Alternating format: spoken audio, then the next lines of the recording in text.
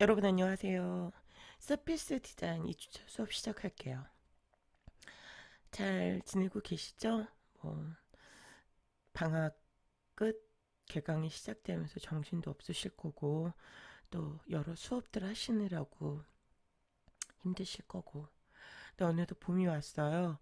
날씨도 굉장히 따뜻해지고 바깥 활동하기가 참 좋은 날씨인데 우리가 또 그게 자유롭지 못하니까 어쨌든 건강관리 잘 하시길 바라겠고 지난주 영상 수업 잘 들으셨는지 모르겠어요. 오늘도 계속해서 수업 시작하겠습니다.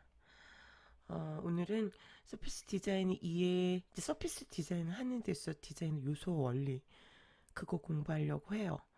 다 알고 계시는 분들도 계시겠지만 꼭 한 번쯤은 저는 제가 하는 그래픽 수업, 서피스 수업, 디자인 수업에서 항상 1, 2학년 학생들한테는 짚고 넘어가는 부분이에요. 오늘 수업 시작하겠습니다. 수업 시작 전에 여러분 투표해 주셨어요. 수업 분위기, 방향성에 대해서. 근데 이렇게 여러분의 투표 결과가 나왔네요.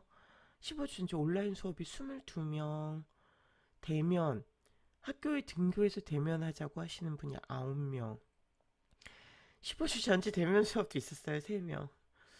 근데 22명이 과반수 이상이 그 온라인 수업을 원하셨는데 네, 그래서 온라인 수업으로 갈 것 같아요.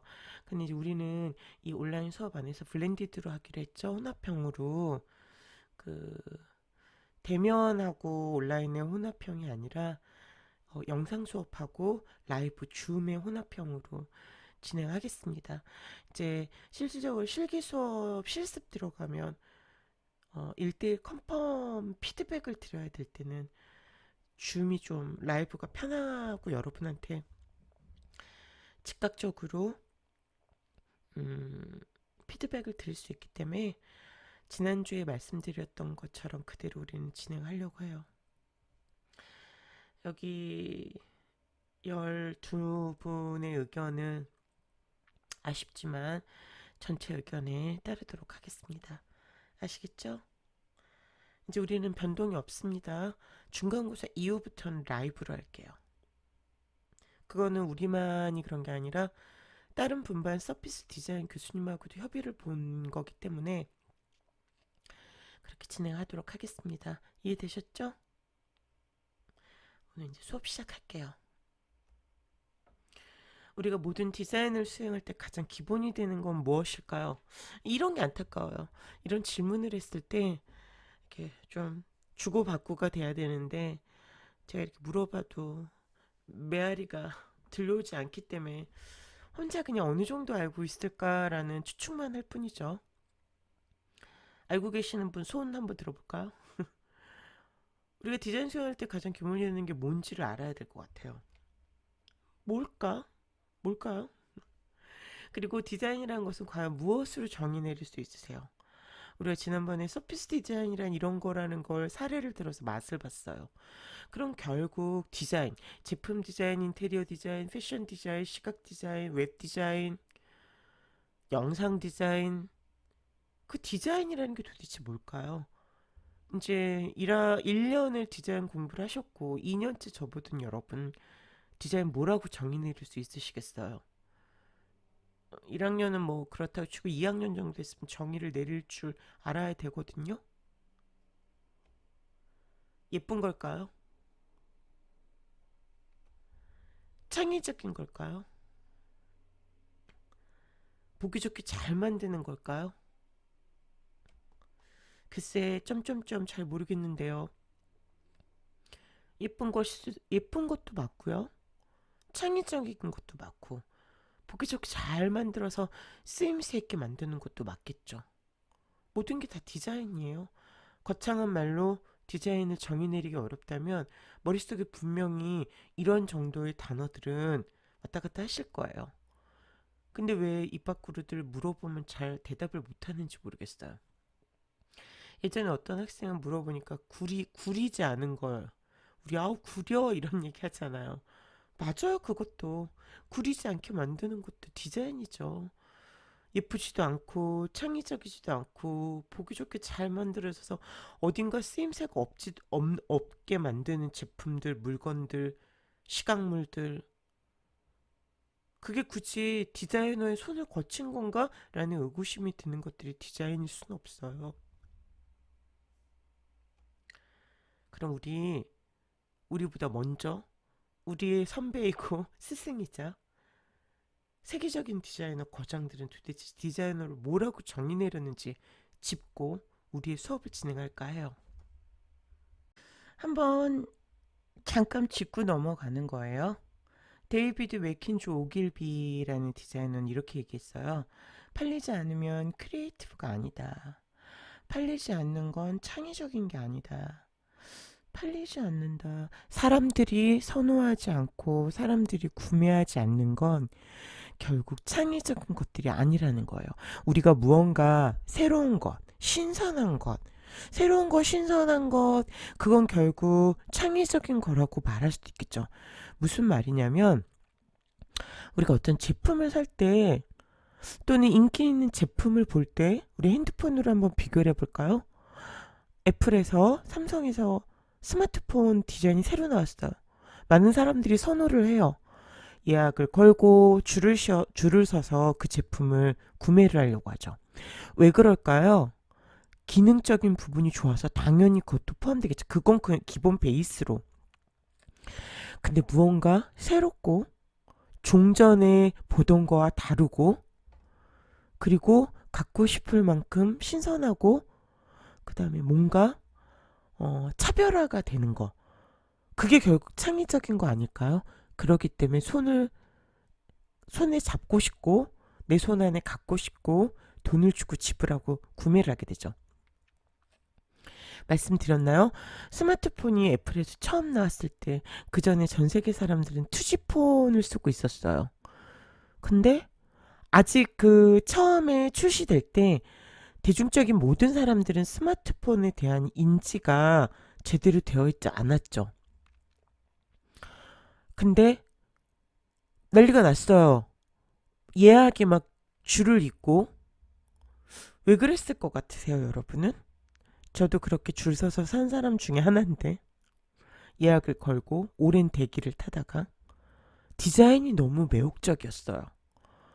기존에 볼 수 없었던 전화기인데 굉장히 그 종전에 보던 전화기와는 전혀 다른, 뒷부분에는 배터리를 넣었다 꼈다 하는 부분도 안 보여요. 아주 깔끔한 하얀색, 그것도 완만한 곡선으로 처리가 됐죠. 사람들은 그 디자인에 열광했어요. 그 디자인은 종전에 볼 수 없었던 굉장히 창의적인 디자인이었던 거죠. 그래서 많이 팔리기 시작했어요. 결국 디자인이 좋았다라는 결과도 되는 거예요. 당연히 스마트폰의 시작점이기도 했지만 데이비드 맥킨지 오길비가 아마 그런 얘기를 한 것 같아요. 팔리지 않고 그 아무리 잘된 디자인이라 하더라도 저쪽 매장 진열대에서 사람들의 눈길을 받지 못하고 금방 사장돼 버리는 디자인이라면 디자인이라고 말할 수가 있을까요?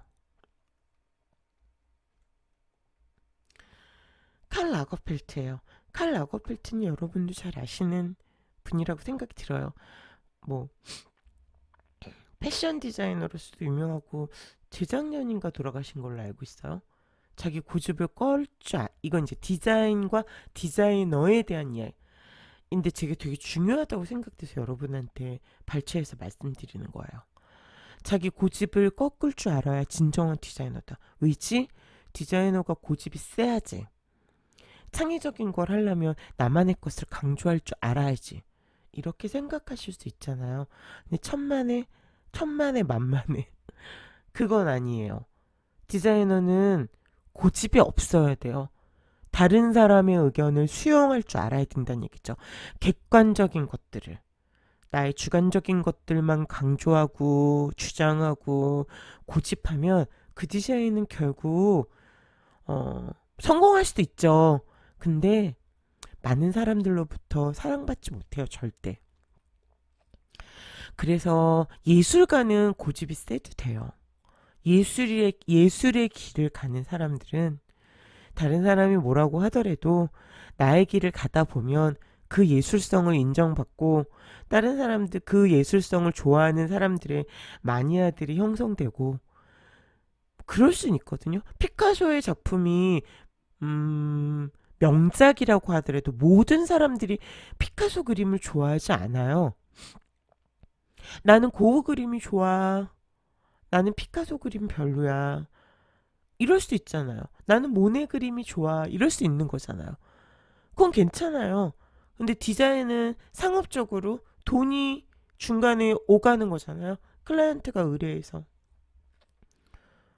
많은 보편적인 사람들이 사랑을 해줘야 성공적인 디자인이 되는데 디자인 혼자 고집이 너무 세서 의견을 수용할지도 모르고 받아들일 줄 모르는데 우여곡절로 디자인을 고집으로 만들어졌다고 쳐요.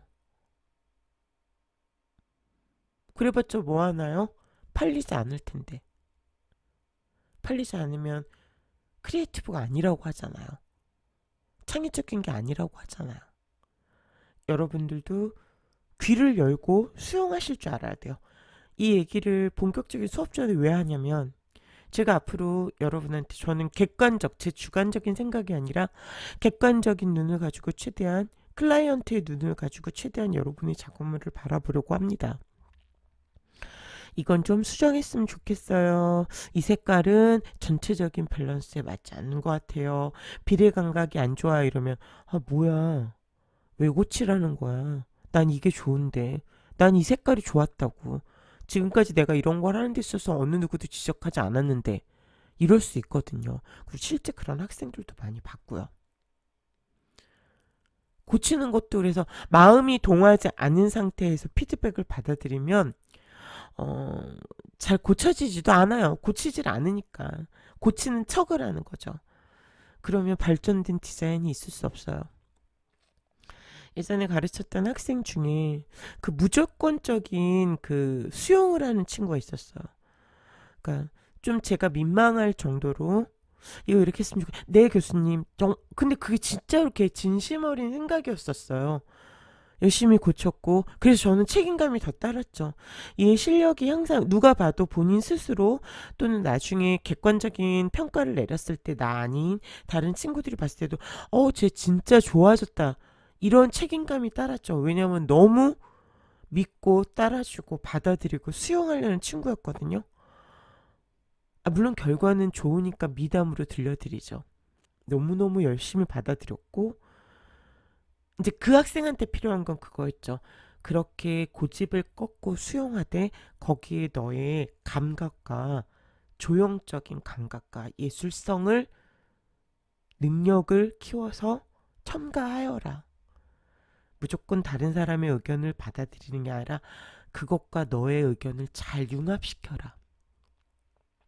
그래서 여러분한테도 자기 고집을 꺾을 줄 알아. 진정한 디자이너라는 말 라거펠트의 말을 빌려서 꼭 말씀드리고 싶었습니다. 우치다 시게루라는 일본 디자인은 아무것도 없는 곳에 무언가를 넣어 시간과 공간을 만드는 것이다. 이건 좀 어렵죠. 참 대단한 거죠. 이렇게 무에서 유를 창조하는 것. 그 안에는 크리에이티브가 포함되어 창의적이라는 게 포함되어 있고 무언가를 생산해내고 시 공간을 만들고 새로운 흐름을 만드는 거죠. 얼마나 위대한 일이에요. 물론 디자이너가 또는 어떤 디자인이 세상을 바꿀 수는 없어요. 전 그렇게 생각을 해요. 그러나 세상을 변화시키는 어느 일부분에서 작은 역할은 할 수 있다는 거죠. 디자이너가 세상을 왜 못 바꾸죠. 이 세상에 그 어떤 법률도 신세계적인 발명도 세계를 바꿀 수는 없는데 어떻게 디자인이 세상을 바꾸겠어요. 그러나 그 변화하는 시점에 어떤 이렇게 작은 베이스가 될 수 있고 그 다음에 역할을 할 수는 있겠죠. 우리는 그런 공부를 하고 있는 사람입니다. 다음은 저의 롤모델? 제가 여러분들도 이제 뭐 여러분 마음속에 좋아하는 디자이너는 한 명씩 있으시잖아요.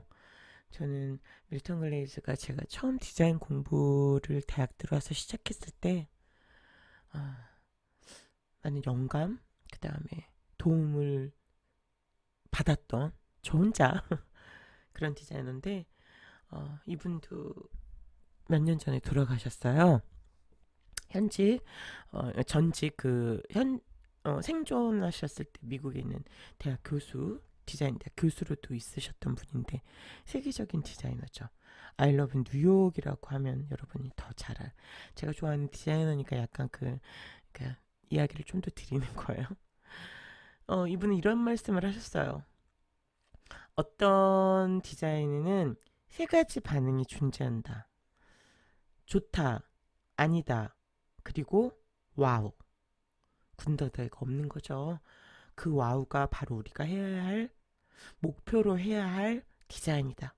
그냥 다른 말이 필요 없다는 거예요. 좋은 디자인에는 좋아, 아니야 또는 정말로 좋을 땐 와우. 외국 서양 사람 스타일의 감탄사긴 하죠. 우리나라 사람들이 와우 이러진 않잖아요.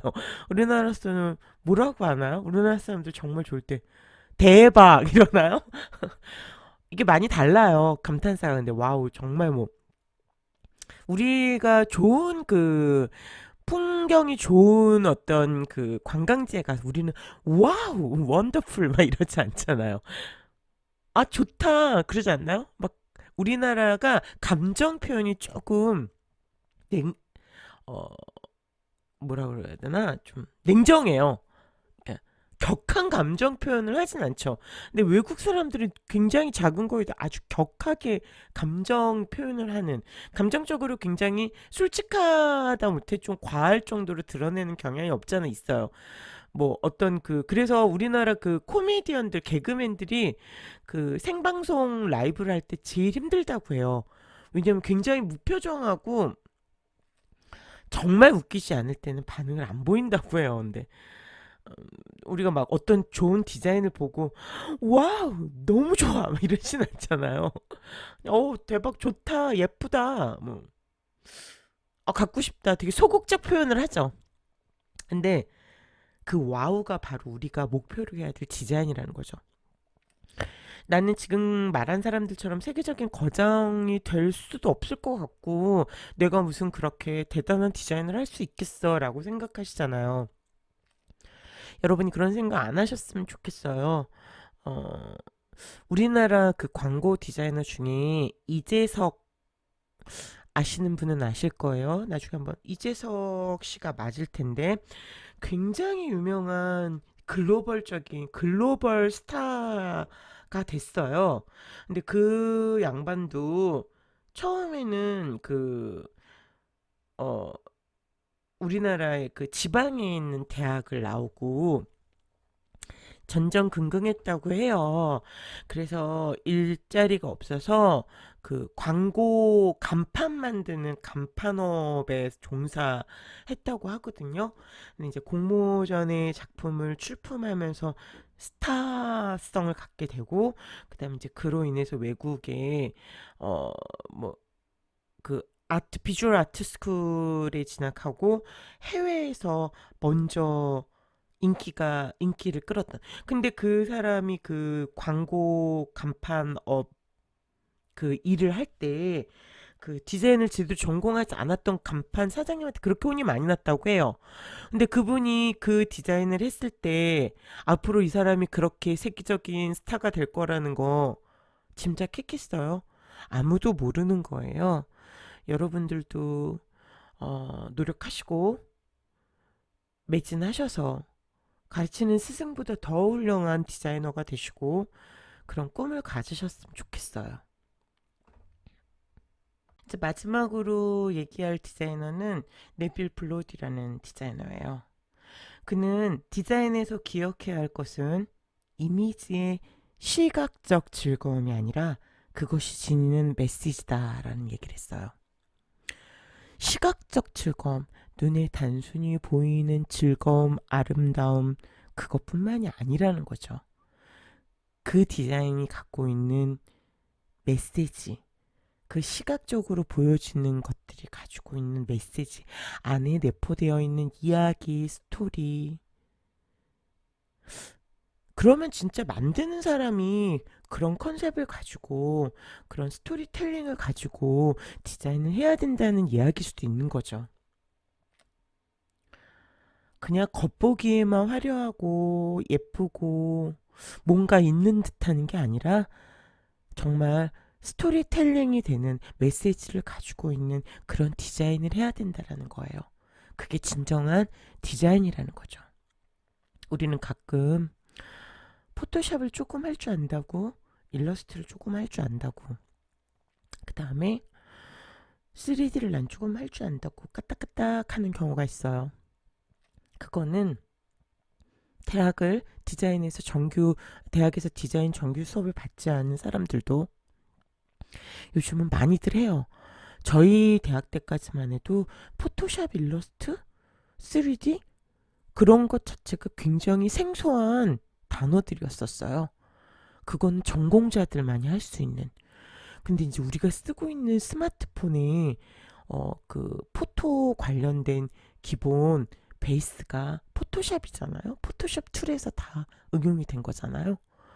그리고 일반 사람들도 포토샵을 웬만큼 다루고 영상 편집을 웬만큼 하고 유튜브에 자기가 하려는 영상들을 편집해서 올리기도 하고 앱을 만들기도 하고 뭐 3D를 하기도 하고 너무도 범주가 넓어져서 일반인들도 넘나들 수 있는 부분이 됐어요. 근데 그들과 우리가 정말 차별화가 되고 달라지기 위해서 디자인을 공부한 사람으로서 조금 다르기 위해선 반드시 메시지가 담긴 이야기가 담긴 전달하려고 하는 것들이 디자인에 포함되어 있는 그런 디자인을 해야 된다고 저는 생각을 합니다. 아, 왜 잔소리가 심해. 서피스 디자인 가르쳐 달라고. 지금 하는 것들이 다 서피스 디자인이에요. 국문과를 나온 사람들은, 그 다음에 법대를 나온 사람도, 경영을 공부한 사람들도 디자인을 해요. 되게 슬픈 현실이죠. 그런데 우리는 전문적인 경영인이 될 수도 없고, 국문과 사람처럼 문법과 어법을 잘 알아서 글로 된 작업들을 할 수도 없고, 법을 잘 알고 있어서 법잘알이 될 수도 없어요. 근데 왜 그들은 우리의 영역을 넘나드는 걸까요? 제 친구 중에도 국어 선생님을 했던 친구가 있어요. 고등학교. 그런데 하다가 너무 회의가 느껴져서 더 나이가 들기 전에 내가 하고 싶은 일을 해야지 해서 페이브릭 디자인? 그가 처음에는 디자인을 하려고 한 게 아니라 나는 페이브릭 천 가지고 내가 원하는 것들을 만들어 써야지, 만들어서 판매해야지 했는데 결국 그게 섬유 디자인인 거죠. 그러다가 만들고자 하는 원단이 내가 마음에 드는 패턴이 없어. 내가 좀 디자인하고 싶어. 그는 결국 국어 국문과를 전공했지만 지금 직업을 물어보면 디자이너예요. 전 너무너무 쇼크를 받았었어요. 왜 우리가 할 수 있는 이 영역이 다른 사람들로부터 침범을 당하는 거지? 왜 우리는 그들의 영역에 쉽게 접근할 수 없는데 우리의 영역은 쉽게 들어오는 거지? 그럼 우리가 또는 내가 가르치는 학생들을 어떻게 교육을 시켜야 그들과 차별화가 생기는 걸까? 우리는 단순히 기능적인 것들의 그 테크닉만을 보여주는 디자이너가 아니라 메시지를 담고 있는, 의미를 담고 있는 그런 디자인을 해 나가야 될 것 같습니다. 아시겠죠, 여러분?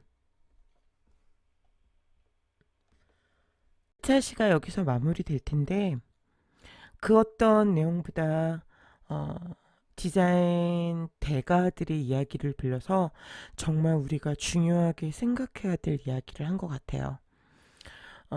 여러분이 이제 대학 2학년 정도 됐으면 과제에 쫓겨서 그냥 학교에서 이렇게 해야 성적을 주니까 그런 맹목적인 디자인 수업이 아니라 하나하나 차근차근 여러분의 디자인의 내적 충실함을 음, 다져나갈 수 있는, 그리고 견고하게 여러분의 그 디자인의 어, 베이스 기초를 닦을 수 있는 그런 시간들이었으면 좋겠습니다.